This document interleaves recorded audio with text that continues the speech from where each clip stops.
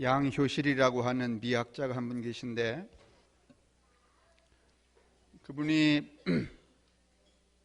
어른을 뭐라고 말했는가 하면, 겉모습은 어른이지만은 자신을 있는 그대로 사랑하지 못하는 불구의 존재다.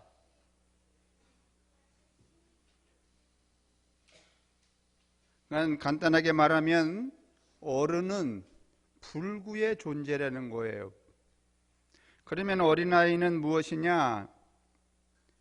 미숙해 보이지만은 미숙한 게 아니라 예민하고, 어른들이 지배하는 규범 사회에서 힘들게 살아가야만 하는 외국인이다. 이렇게 말했습니다. 어른은 이 시대의 불구의 존재, 자기 자신의 자신을 있는 그대로 살지 못하고, 어린아이들은 어른들이 만들어 놓은 규범에 억지로 살아가야 하는 외국인과 같다. 참 불행한 거죠. 이렇게 살면 안 되죠. 그래서 제가 오늘 그 양효실이라고 하는 분의 그 이야기와 오늘 우리가 이제 본문으로 삼은 이사야서 7장의 이야기, 이사야의 이야기를 통하여서 제가 다시 규정을 했습니다. 어른은 무엇이고 어린아이는 무엇인가? 한번 이건 제가 하는 말이니까 따라해 주시면 좋겠어요. 어른이란 가진 게 많은데도 맨날 가난하게 사는 존재고, 어른 여러분, 가진 게 많우 안 많우, 뭐 자동차도 있지, 뭐 몇 푼 안 있지만은 통장도 있지, 뭐 없는 게 없잖아. 집도 있지. 근데 여러분, 행복해 아니면 불행해? 어른이란 가진 게 많은데도 가난한 존재고, 다시 따라하세요. 어린아이란 가진 게 없는데도 부유한 존재다. 애들이 가진 게 뭐 있어요? 엄마 아버지가 주는 그 무슨 알량한 선물, 그것도 잘못하면 귀싸대기 얻어맞잖아요. 욕 먹거나.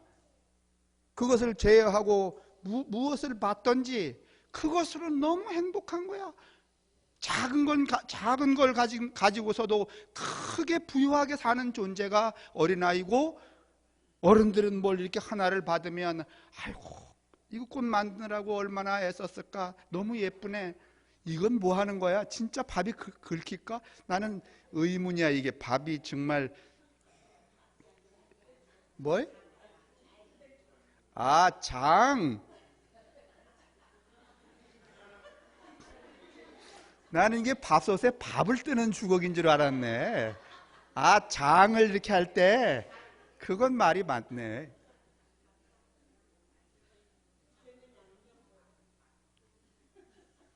어린아이들은 이 사소한 것을 받고도 너무 행복해하고 부유해합니다. 너무 크게 기뻐합니다. 그런데 어른들은요, 이 하나를 받으면 또 생각합니다. 밥솥도 주지, 장도 담가주면 얼마나 좋을까. 그래서 매일 많은 것들이 자기 수중에 들어오지만은 한순간도 기쁘거나 행복하지가 않아요. 끊임없이 부유함과 행복함과 기쁨을 내일로 자꾸 보류해요. 넘겨보내요. 그러다가는 죽어버려요. 여러분 생각해 보십시오. 이 어른들 얼마나 가지신 게 많습니까? 옛날에 비하면 더 많습니다. 그런데도 행복하다는 분은 별로 없습니다. 못 살겠다는 사람들 천지입니다. 이렇게 살면 안 된다는 이야기를 오늘 이사야서 7장 이사야의 이야기를 통하여서 여러분에게 들려드리려고 합니다. 그래서 제목을 풍족한 가난으로 사는 존재가 되어야 한다. 제 말이 아니라 이사야의 말입니다. 이야기가 나왔습니다만은 우리가 이제 어른들이 우리가 저 세대에게 이제 선물을 주는데 교회에서 늘 고민을 해요. 장로님들이 모여서도 뭘 줘야 될까. 우리 세대에는 또 1,000원이면 선물이 끼겠거든. 근데 또 요즘에는 이 세대가 좀 달라져서 1,000원짜리로는 뭘 살 것도 없어. 그러니까 늘 고민을 하죠. 근데 정말 여러분 생각해 보세요. 우리가 우리의 후손들에게 물려줘야 될 것은 저런 게 아닙니다. 그럼 뭘까요? 깨끗한 공기입니다. 앞으로 지구가 멸절하면 세 가지로 인류가 망한다 그랬습니다. 하나는 핵. 그게 핵무기든지 핵발전소든지 핵이 인류를 망가뜨리는 거예요. 두 번째는 바이러스. 세 번째는 탄소. 지금 우리가 어른들이 너무 욕심내며 살아온 지금까지 근대 수십 년의 그 까닭 때문에 지금 이렇게 바깥을 나갈 수가 없잖아요. 어린이날 어린아이들이 바깥에 나가서 푸른 하늘, 무슨 하늘을 보고 뛰어놀 수가 없는데 무슨 선물을 쟤들에게 준단 말입니까? 이 어른 세대는 정말 각성해야 됩니다. 만약에 이대로 어른들이 정신 차리지 않고 사는 한 여러분 우리의 다음 세대는 다 무슨 폐혈증, 무슨 뭐 폐암, 폐에 관한 질병으로 저 아이들이 다 소멸될지도 모릅니다. 우리가 저 세대에게 물려줄 거, 그것은 뭔가 하면 깨끗한 뭐예요? 공기입니다. 잊지 마십시오. 지금은 시간이 없으니까 깨끗한 공기를 어떻게 물려줘야 되느냐, 그 얘기는 할 수 없습니다. 화면 하나를 좀 띄워봐 주시겠습니까? 자, 오늘 제가 설교하려고 하는 이 이사야서 7장의 시대의 분위기는 저렇습니다. 제일 큰 나라가 아수르라고 해서 아시리아라고 우리가 부릅니다. 그 다음에 그 아시리아의 왕은 다를밭이 아니라 디글랏 빌레셀이라고 하는 왕이었습니다. 그 다음에 그 밑에 아람이라고 하는, 다마스커스라고 하는, 다메섹이라고 하는 작은 동네, 이스라엘의 북부에 있잖아요. 그 다음에 이스라엘, 북이스라엘, 그 다음에 밑쪽으로 내려와서 남유다, 이렇게. 저 아수르는 큰 나라고 아람과 이스라엘과 유다는 아주 작은 나라들, 그저 군소국가였습니다. 저게 언제였는가 하면 BC 750년에서 BC 732년 상간에 벌어지는 그때의 지형입니다. 이 아람 왕 르신과 이스라엘 왕 베가가 무슨 흉계를 꾸미는가 하면 맨날 저 아시리아가 자기들을 큰 남침을 해갖고서는 괴롭게 하니까, 야, 우리가 짜서 함께 힘을 모아서 저 아수르를 쳐 까부수자, 이렇게 했습니다. 그러면서 이 남쪽에 있는 유다 나라에 뭐라고 말하는가 하면, 우리가 그러려고 하니 너희도 힘을 보태서 저 큰 나라를 까부수자, 이렇게 말합니다. 뭐 요즘도 그런 거 많잖아요. 뭐 미국이 일본하고 뭐 이렇게 짝 먹고 뭐 중국을 어떻게 갈구든지 뭐 그러는 것처럼. 그랬더니 유다는 어떤 사람들은 그래야 된다는 사람도 있고, 어떤 사람들은 이 아람, 이스라엘, 유다 이 연합군을 만들지 말아야 된다는 사람들이 있고, 뭐 여러 가지 국론이 분열됐습니다. 궁극적으로 유다는 이 아람과 이스라엘의 연합군에 여러분 참여하지를 않습니다. 그랬더니 어떤 현상이 벌어졌는가 하면, 저 이스라엘의 베가라는 왕이, 북쪽의 왕이 이 유다를, 이 나쁜 새끼들 하고선 침공을 해갖고 쳐내려와서 이 유다를 살육을 하는데 12만 명의 군인이 한꺼번에 죽습니다. 20만 명이 포로로 잡혀갑니다. 그러니까 유다, 예루살렘이 쑥대밭이 되는 거예요. 좀 있더니 뭔가 하면 아람 왕 르신이 뭔가 하면 쳐내려옵니다. 큰일 났습니다. 얼마 전에 이 베가 왕이 내려와서 거의 국민들이 다 잡혀갔어요. 20만 명은 포로, 12만 명의 군인들은 멸절을 해버렸으니까 어떻게 살아나갈 방법이 없습니다. 아하스라고 하는 유다의 왕이 있었는데 르신이 쳐들어온다고 그러니까 어떻게 했는가 하면 자기 아새끼를 데리고 나가서 하나님 앞에, 하나님밖에 이제 의지할 사람이 없습니다. 그러니 이 내 아들을 제물로 받으시고 우리를 좀 이 곤란한 형국에서 구원해 주십시오. 우리 다 죽게 됐습니다. 그래서 들판에 나가서 자기 아들의 목을 쳐서 제물로 바쳤습니다. 그래서인지 유다로 쳐내려오던 이 르신의 군대가 갑자기 철수를 하기 시작하는 겁니다. 아하스 왕이, 저 밑에 있는 아하스 왕이 어떻게 생각하는가 하면, 야, 이제 드디어 우리가 제사를 똑바로 드리고 하나님의 구원을 어떻게 했구나? 받았구나. 이제 우리가 하나님의 구원을 받았구나.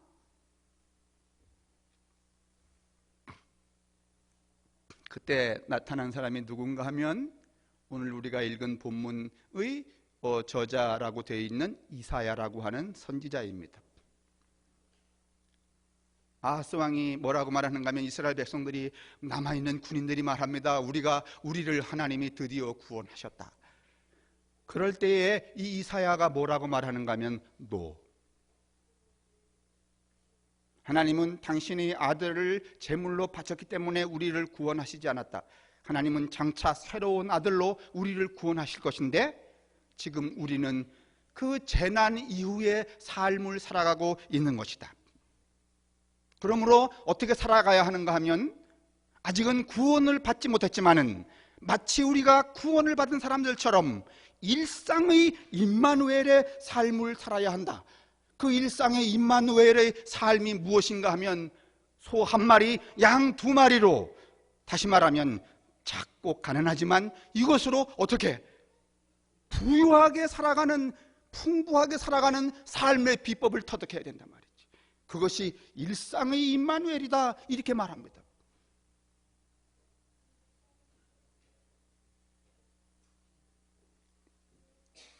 제가 이야기를 다 이제 해버렸네요. 소 한 마리, 양 두 마리로 살아가는 삶의 기쁨을 터득하라. 지금은 아직 구원이 우리에게 이루어진 것이 아니다. 그러나 이미 구원이 우리에게 온 것처럼 일상의 임마누엘, 늘 하나님이 우리와 함께 하시는 것처럼 그렇게 소박하지만은 부유하게 살아가야 된다, 이렇게 말하는 것이 누군가 하면 이사야입니다. 여러분, 이사야와 같은 시대에 등장하는 선지자가, 예언자가 누군가 하면 미가예요. 이사야는 서울 출신이고 미가는 태백 출신입니다. 그래서 이사야는 뭔가 하면 이 국가 정세, 그 다음에 이 대외적인 큰 일에 대한 예언을 하고, 미가는 저 태백에 사니까 나라가 어떻게 돌아가는지 모르잖아요. 그러니까 인간 개인의 죄 이런 것들에 대해서 지적하는 예언자가 미가 예언자예요. 이사야 예언자가 말합니다. 아하스와 유다 나라가 그 이스라엘의 진멸을 받고 아람의 진멸을 받기 직전에 저들이 다 철군을 하는 바람에, 우리가 구원을 받았다, 이제는 잘 살게 되었구나, 이렇게 말할 때 이사야가, 아직 우리에게 구원이 온 것이 아니다. 그러나 우리의 삶을 바꿔야 된다. 어떻게 바꿔야 되는가 하면 일상의 임마누엘로 바꾸는데, 그것은 어떤 삶인가 하면 황소 한 마리와 염소 두 마리로, 다시 말하면 가난하지만은 어떻게 살아가는 것이다. 풍족하게 살아가는 삶이 우리에게 필요하다, 이 말을 하고 있는 겁니다. 제가 앞에 말씀을 드렸어요. 부자지만은 가난하게 사는 사람이 누구라고요? 가난하지만은 늘 부유하게 사는 존재가 누구라고요? 그러면 오늘 이사야의 말은 누구처럼 살아가라는 거야? 이거 선물 하나 받고 말이지, 아이고 밥솥도 주지, 된장은 안 주나, 이러면 여러분 일상의 임마누엘로 살아가는 게 아닙니다. 이것은 구원받은 자의 삶이 아닙니다. 오늘 이사야가 말하는 것은 이 선물 받고 이 꽃을 보며 2달 행복해하고 이것으로 장을 풀며 6개월은 행복하거라. 할렐루야. 여러분, 어른들에게 한번 여쭤봅시다. 이 꽃을 보며 2달 행복하실 수 있습니까? 아마 나가기 전에 일단은 실용적인 도구는 이거야. 이거지. 이거는 이렇게 꾸겨 갖고서는 이렇게 탁 쳐박히고 이거만 주머니에 이렇게 넣고 갈 거야. 이게 무슨 인생을 적지만은 크고 높고 놀랍게 살아가는 부유한 삶의 방식이란 말입니까? 이런 생각을 하고 있는 유다와 아하스 왕의 전국을 찔러서 이사야가 뭐라고 말하는가 하면, 일상의 임마누엘로 살아가라. 가난하지만 적게 가졌지만 부유한 삶의 그 태도를 가지고 살아가야 한다. 오늘 이사야가 그렇게 말하고 있는 겁니다. 오늘요, 우리 이 시대는요, 뭔가 빈곤하고 궁핍해서 여러분 행복이 없고 기쁨이 없는 게 아닙니다. 우리가 가진 것에 대해서 여러분 부요와 행복을 누릴 줄 몰라서 그런 거죠. 우리 삶의 태도가 문제인 거죠. 여러분 생각해 보세요. 지금 저 정황은 전쟁 이후의 정황이지만은 오늘 여러분 우리가 살고 있는 이 시대는 여러분 재앙이 아니에요? 당장 여러분 이 황사나 미세먼지도 재앙이야 아니야? 저걸 누가 막겠어요? 어떤 임금이 지 새끼, 지 자식의 목을 쳐갖고 저 황사를 막겠으며 미세먼지를 막겠어? 우리도 여러분 재앙의 시대를 살고 있는 겁니다.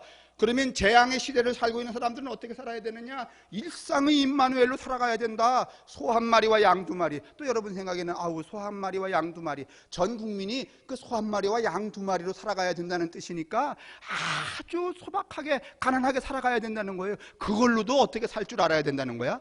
부유하게 살 줄 알아야 된다는 거예요.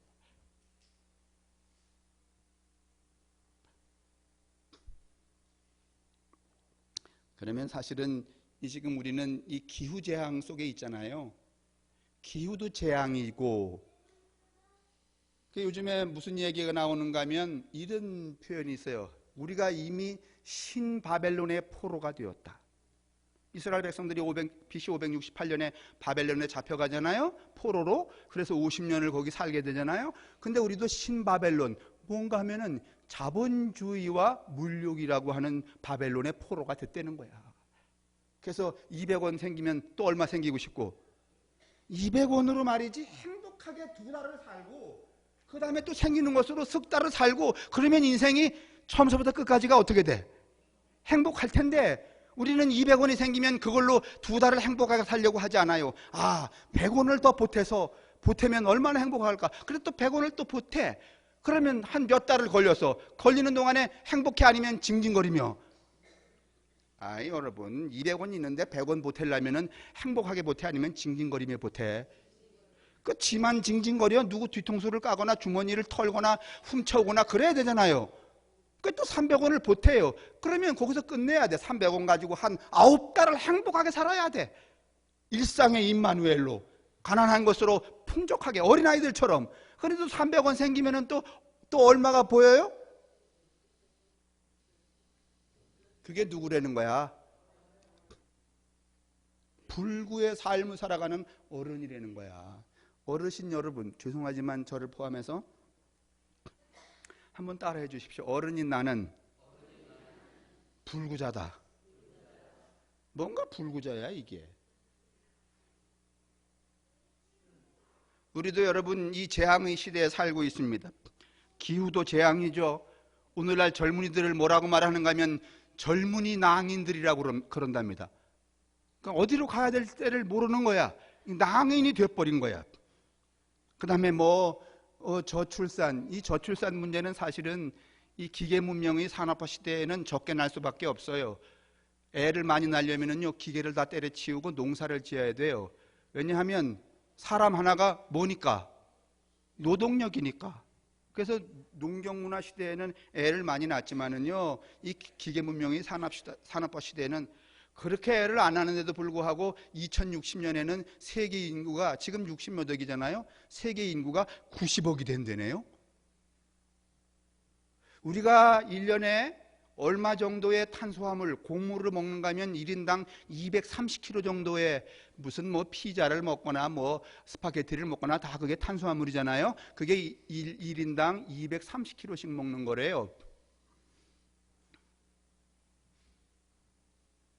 그런데 이 전 세계에 있는 이 식물들이 여름에 이 탄소 동화작용을 해서 뭘 만들어내는가 하면 탄수화물을 만들어내요. 다시 말하면 콩, 조, 팥 이런 거 여러분이 만든 거 아니에요? 쟤들이 만든 거지. 그렇죠? 아니에요? 감자 우리가 심었지만은 우리가 만들어 아니면 제가 지금 이렇게 이파리를 열어갖고 이렇게 내갖고서는 태양을 받아갖고선 탄수화물을 밑으로 만들고 있어. 그게 뭐야?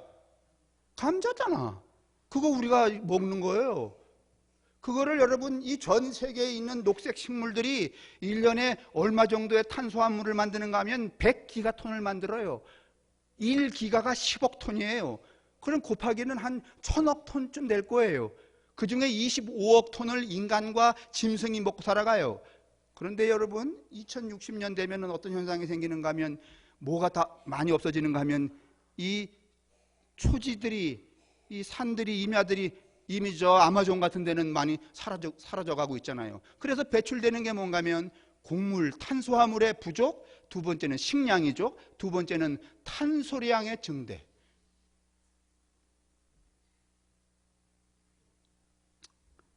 이게 너무 쓸데없는 얘기를 하고 제가 있는데 그렇게 우리가 재앙의 시대에 이미 살고 있는 거예요.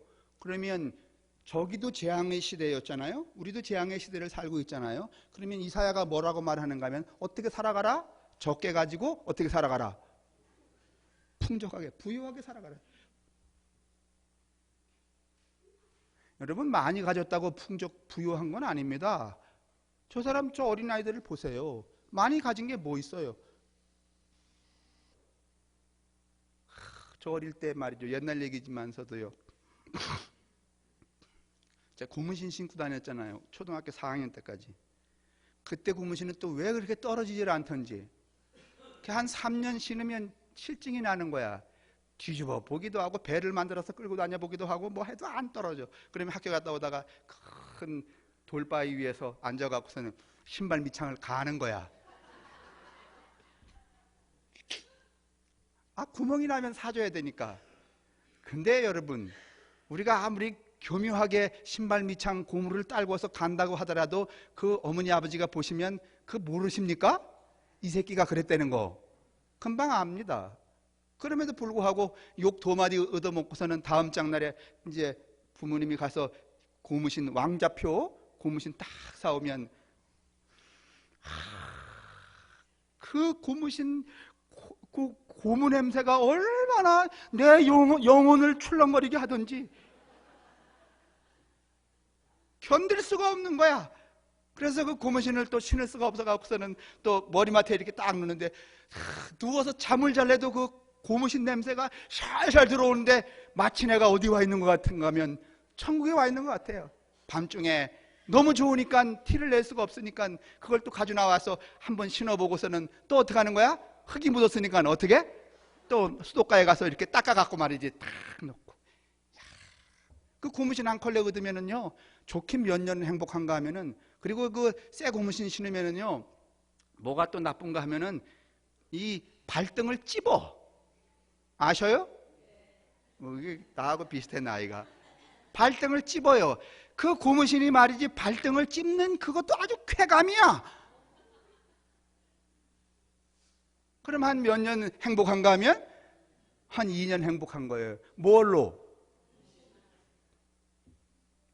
우리 아이 때 다 그렇게 살지 않았습니까? 그래서 이사야가 말합니다. 이 재앙의 시대에 어떻게 살아야 하느냐? 어린아이처럼 살아가라. 가난하지만은 부유하게 살아가라. 적게 가지고도 놀랍게 살아가라. 이렇게 말합니다. 그러면 오늘 이 시대의 여러분과 제가 당면한 이 시대의 삶의 양식은 무엇일까요? 여전히 저것과 다르지 않습니다. 우리도 여전히 재앙의 시대에 살고 있습니다. 우리에게 필요한 삶의 양식은 무엇인가 하면 어린아이처럼 적게 가지고도 어떻게 하는 거? 부유하게 살아가는 것. 그럴 때 여러분 무엇도 이길 수가 있는가 하면 탄소 증대도 여러분 우리가 감소시킬 수가 있고 그 다음에 바이러스에도 강한 면역력을 지닐 수가 있고 핵은 잘 모르겠어. 왜냐하면 그건 우리가 본 적도 없고 만들지도 못하니까.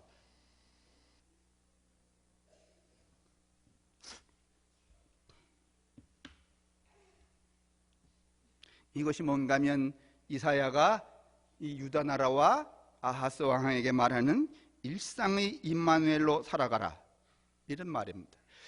이제 시간이 5분 남고 좀 이제 남았으니까 말입니다만은 저는 이 면역력 저하에 대하여서 저는 신장 이식 환자이기 때문에 면역 억제제를 먹습니다. 면역력이 좋으면 안 됩니다. 그래서 면역력이 좋아지는 것, 홍삼이라든지 장어라든지 여러분이 좋다는 건 전 무조건 먹지 말아야 됩니다. 그러니 앞으로는 여러분이 좋은 것을 저에게 권해서는 안 됩니다. 근데 이 면역력이라고 하는 게 우리가 자꾸 면역력 저하해서 무슨 이 피부 트러블도 생기잖아요.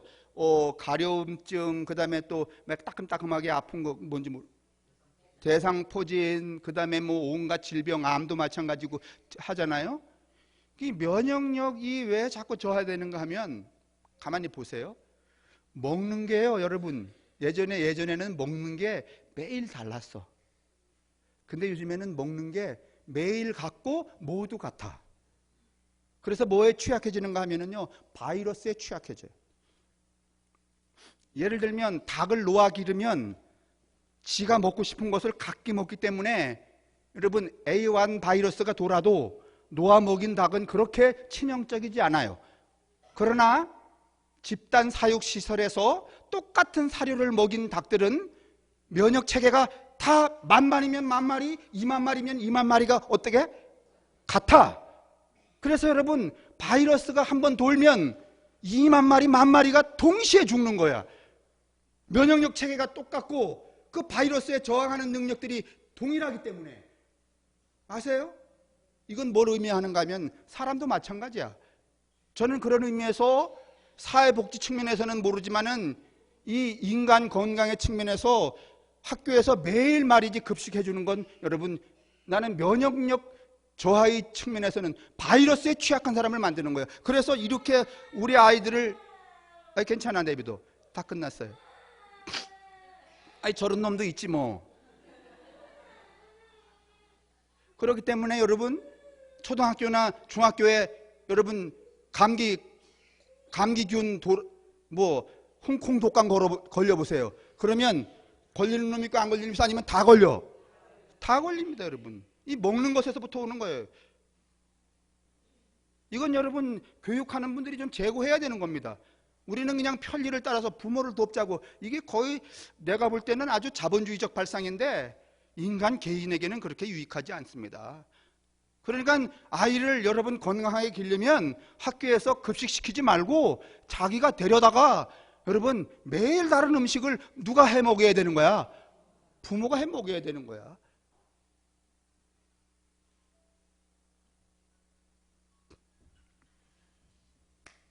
이것도 쓸데없는 소리예요. 자, 정리합시다. 그러면 이사야가 저 시대의 유다 나라의 백성들과 아하스 왕을 향하여서 어떻게 살아가야 되는가 하면 일상의 임마누엘로 살아가라. 그건 뭔가 하면은 소 1마리, 양 2마리로 온 국민이 먹고 살아가라. 그건 뭔가 하면 적은 것으로 가난하게 하지만은 부유하게 살아가라. 그 말이라고 바꾼다면 오늘 우리 시대에도 이 요구는, 삶의 생존의 요구는, 방식은 동일하게 해당된다는 거예요. 이렇게 살아갈 때에 여러분 결론적으로 이사야서 11장을 찾으세요. 우리 모든 사람들이 이렇게 가난하지만은 부유하게 살아가면 어떻게 되는가 하면 이사야 11장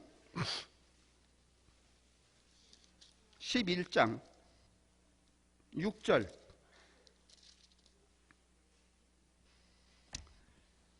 찾으셨나요? 이거 읽으면 끝이에요. 11장 6절 읽으세요. 시작.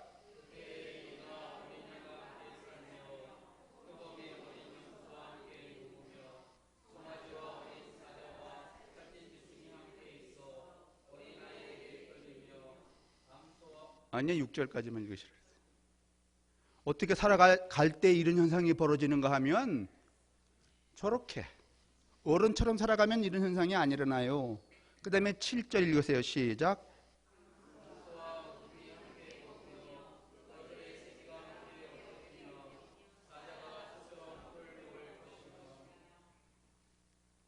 어떻게 살 때? 가난하지만 부유하게 살아가는 삶들을 우리가 함께 공유하는 생존의 양식으로 삼을 때 이런 일들이 일어난다는 거예요. 여러분, 이미 우리의 기성세대가 살아가는 삶 자체가 이렇게 말이지, 무슨 이리와 사자가 함께 놀아야, 아니면은 서로 이리가 되려고 그래. 지금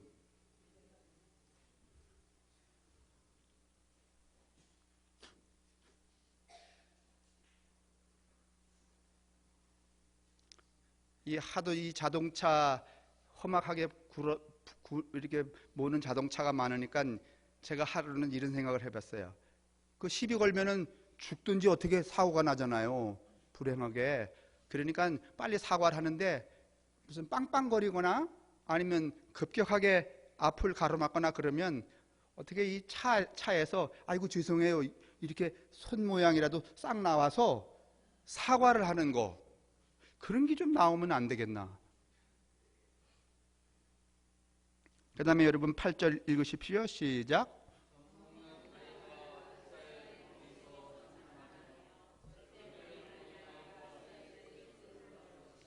어떻게 살아야 그래요? 어른들처럼 살아야 돼요? 애들처럼 살아야 돼요?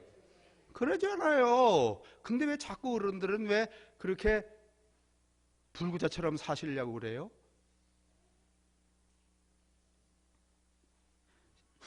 구절입니다. 시작.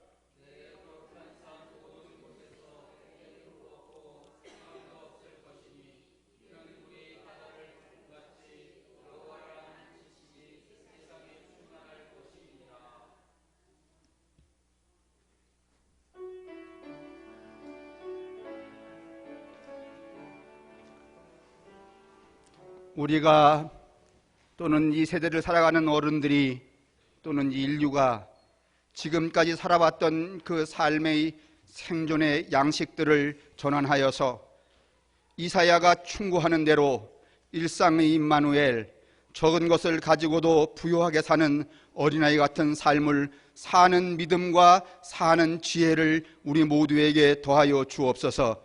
그래서 우리를 이 세대 가운데, 참 위기의 세대 가운데 구원하실 뿐만 아니라 우리의 후손들이 또 이 땅에서 행복하게 살아갈 수 있도록 우리의 후손들을 또 구원하여 주옵소서. 우리 주 예수 그리스도의 은혜와 하나님의 사랑하심과 성령의 축복이 우리에게와 우리의 자녀들이 위해 또 저 자녀들의 자녀들이 위해 언제나 함께하기를 간절히 축원합니다. 아멘.